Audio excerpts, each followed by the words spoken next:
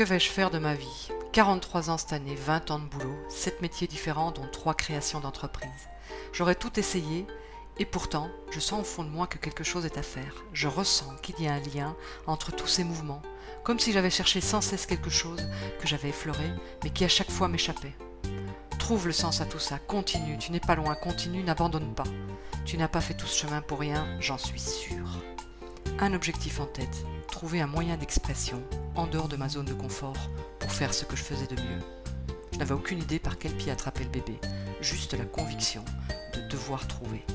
Il me fallait de l'aide pour le coup, un guide, un mentor, une personne qui avait déjà réussi ce que je voulais réussir, qui me montre la voie, pas à pas, en me laissant assez de liberté pour trouver mon chemin.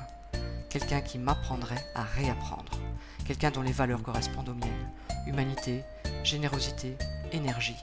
Sinon ça ne marcherait pas, j'avais déjà essayé.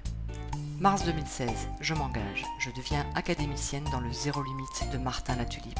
Oh yeah! L'aventure démarre, je suis excitée, un peu inquiète. L'enthousiasme du démarrage passé, le cerveau en ébullition, je prends des notes, je bosse, ça cogite. Je prends contact peu à peu avec les autres académiciens et quel bonheur! Je me retrouve au milieu de personnes qui parlent comme moi. Je construis mon nouveau monde et reprends des couleurs. Je comprends dans quoi je me suis engagée personnellement.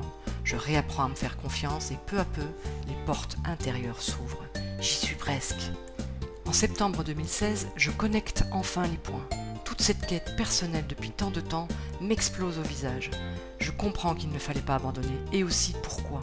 J'ai couru après mon ombre alors que la vérité était juste là. Je découvre qui je suis. C'était pas faute d'avoir essayé auparavant. 50 psychos, c'était pas pour rien. Je me rends compte que je ne suis pas celle que j'avais cru être, ou accepté d'être pendant tout ce temps. Et cerise sur le gâteau, je regarde mon mari et me dis « Mais bon sang, mais c'est bien sûr, il est comme moi. Tout fait sens et je sais enfin pourquoi je suis là. Maintenant, il n'y a plus qu'à. » Bilan des courses, novembre 2016, mise en place du blog, 20 articles écrits, création de la page Facebook, l'écriture de la moitié d'un bouquin, des projections de 2017 à perpète, la machine est en route.